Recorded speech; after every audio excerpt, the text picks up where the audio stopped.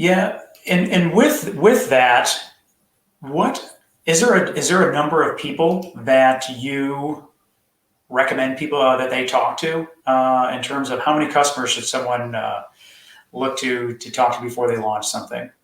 If you would have only not said the before they launch part, I would have. Or how many customers should someone talk to? Yeah. So I'm going to follow the advice of somebody, and I'm going to answer the question first that I wanted you to ask, and then I'll answer the question you actually asked. Perfect. But, the idea of customer discovery, it should never end. There is no magic number for how many people you need to talk to. Ultimately, as you launch your business, you grow your business, your customers should be the center of your universe, because if they're not being supported and you're not meeting their needs, you're ultimately going to go the way of the Kmarts of the world, the decline of Bank of America, where if you're not listening to the needs, you're going to misstep, and then somebody else is going to step in and overtake you.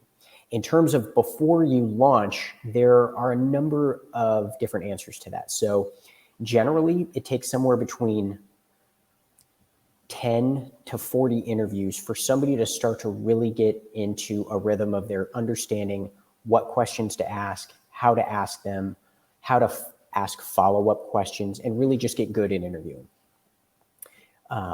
And then you're going to ask different questions related to different, aspects of your business model. So you're going to be doing customer discovery on your potential suppliers, on potential channel partners, on people about the need in the market. And then you're also going to ask them questions about, okay, well, we established that you do spend money on this problem.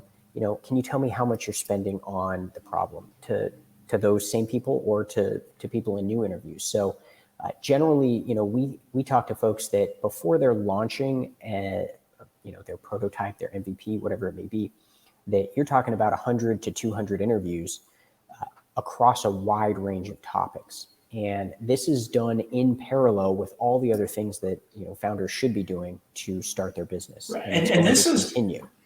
And it's super, super scary. I'm sure that just like me and Zack, you've talked to hundreds of entrepreneurs, and it's so scary for them to talk to to do these interviews. But at the same time, it's like before you start a business, before you sink your entire life savings, or before you max out credit cards, or however you're going to fund your business, you have got to talk to people to find out that you're solving the right problem, that people are going to be willing to pay for the service or product that you have. And yet they don't want to do it. But it's like, well, before you go buy if you're too afraid to even talk to someone, like what's your solution? A lot of it comes down to people are, I'll give you an example. We've worked with a few folks that, they've spent 30 years in an industry, and based on their specific experience, they said, okay, I'm going to create this solution. And they put their life savings, and they even borrow from friends and family in order to create this prototype. And then they go to the people who they think are going to buy this prototype, and they find out that nobody actually wants it. Because it's their problem, not someone else's. Exactly. Or they're solving it in the way that they think it should be solved, but that's not in line with what an industry or regulation may be. Do you think that something like lean startup methodology, the ICAP program, is good for your standard tech startup specifically? Or because with the Small Business Development Center, a lot of their clients are kind of your run-of-the-mill shop, service providers type of shops. Do you think that this style of business programming is something that would be good across the board, or do you think it's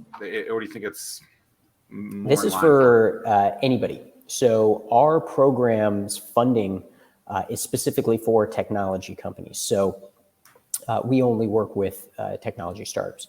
However, the idea of customer discovery and business model validation through talking to folks in the market can apply to a bakery, a retail shop, somebody who's doing consulting. It's at its core, it's talking to customers or potential customers and understanding what they need. So anybody can benefit from this model. And there are a lot of resources out there if anybody's interested in lean startup that certainly you can take for free. Udacity is a program that they offer a free course in Lean Startup. There are a number of great books written by a few top people, both on the straddle the line between the academic side and the private sector side. And it's an incredible way to look at things so that you're making decisions based off of real information and you're putting your best foot forward before you're putting too much time and money into something. You had me at bakery. Yeah, I mean, but it's huge though. And this is like what we were talking about before, Zach. It's like if there was a time, if you're running or if you're out, this is the one takeaway that we want everyone to have from this particular program is the importance of what you're talking about. If you look at, before you buy a house, probably the most expensive asset that you're ever going to purchase in a lifetime, you think about the fact that you're going to do market research on the neighborhood, what the schools might be like. You're going to talk to a realtor, ask questions there. You're going to have a home inspector come and take a look at the house, see if there's anything that needs to be fixed. You're going to be asking all of these questions and doing your due diligence. And what the ICAP program is essentially telling you to do the exact same thing for your business, which you're going to be putting everything into in order for it to be successful. So to skip that step, I mean, it's almost a death sentence. It's a good analogy too. Yeah. It's one of those things that most people don't want to do it. Zach, to your point that you made a little earlier, is that most people think of their idea as their baby and it's cute and it's cuddly. And they don't want anybody to say, yes, they believe it will. And they don't want to have anybody tell them that their baby is ugly. And they're deathly afraid of that. And it's easier to spend their time working to perfect their thing, their widget, their baby, than it is to actually go out and test it in the market before they're going too far down the path. If you think about this too, historically, you would think about your 157-page business plan that people would write up, a ton of hypotheses on, a ton of like predictions on what they think. When in fact, if you really think about this new model, and I remember when I first started introducing something like this to people maybe a decade ago, they were like, this is the stupidest thing in the world. And I was just like, well, I mean, you're actually talking to real people. Like you're not playing the guessing game, which is the problem in a lot of this stuff where your people are like, oh, well, I think my company's worth this. I think my company's worth that, whatever. I mean, those are just guesses in a lot of these cases, right? And so a company is worth what someone's willing to pay for it, right, is really the answer, right? Absolutely. But, so do you ever get feedback from that or people over that now where it's like, this is the new way to do it, or people still kind of pushing back saying, no, I need to write the 177-page business plan? You get all types. So I think that a lot of people are taking stock of what do funders want at the end of the day. And most of the folks that are in the angel or the venture space within the Commonwealth, at least we work with, they want to see a validated business model. They want to make sure that you have traction. And by traction, that generally means that you have confirmed pilots, that people are using the product, they're giving you feedback, or you've made some early sales in a specific market and you know why those companies are buying.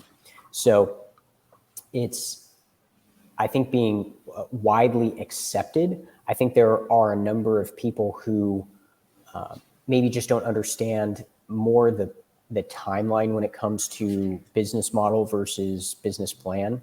The way that I describe it to folks is that it's very difficult to create a marketing plan, which should be part of a business plan, if you don't know who the customer is.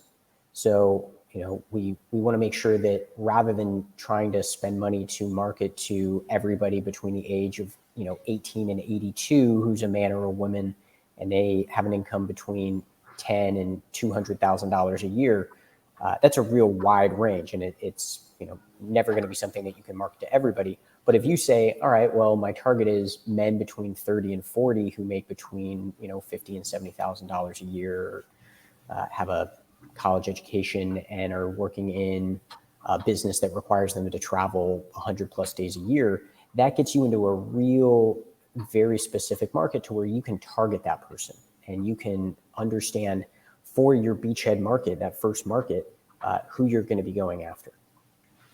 And that's super counterintuitive, but it's so important. Yeah, I mean, it's like I always tell everybody, determine who your target market is, segment it, and then narrow it down even more. Because in addition to what you're talking to, there is nothing worse than bringing on a customer or a client who is not in your target market or target area. Bringing on the worst or someone who's not supposed to be your customer as your customer it can be an absolute nightmare. And Absolutely. people don't realize that until they're in it. A lot of people, to that point, they say like a sale is a sale. And I agree, money coming in the door is great. But if it takes you away from an efficient revenue generation process, then that's where you get into over trouble. time, And if you get so you can recycle it, if you get if all of your clients are in one area and then you have this one over here and they start asking you for things that take up your time, you get scope creep in terms of you're starting to, and now I'm using nothing but buzzwords. I haven't heard scope creep in like a decade. That's a good word. So, you start to build things, or you start to do things that aren't at the very center of what your business is supposed to be or starting to be. So it's really important to understand who is your customer and why, and how that impacts the revenue that you can make over time. Well, and something that's interesting with that too is you could be going down your target customer list and you could realize that they are this demographic, this demographic, this demographic, this demographic, and then everything is the same as every other kind of platform out there, right? For whatever it is. But then there's something in there that you find out that actually the one thing that's different is all these people like to hike, or all these people like to eat sushi or something like that. And that's that one little nugget that you're looking at that you can then take to that next level. Or they all like to play in the sandbox at their kids' elementary school, right? Whatever that thing might be. That's what you're looking for. You're looking for that hook so that you can actually market to them instead of being the same as everyone else, which I think most businesses can never get to that point because they never find that sushi lover, that hiker, if you will, which are all things that you told us that you like. So that's why I use those examples. But, maybe it's this person uses Brooks running shoes, and that's the one little thing that had to hook you. Yeah, absolutely. And that's the level of detail that can be the difference between success and failure, is knowing that, we need to find the people who are shopping at a store, that they care between the two kind of nuanced brands in a particular camping market, and that they know that it's because this little camping stove has a little piece that hooks up that is perfect for just gripping their particular pot that they have, and the other one doesn't. And it's understanding that if the more you know, the more you can use that data to make relevant business decisions. Are you stuck at your home office, socially distanced coffee shop, or your fancy all bricked out corner office, wondering why no one can see your business and sales are all over the place? Sounds like you need a pro.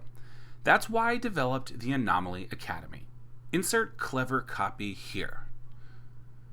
Oh, I guess I was supposed to put something else there. Oops.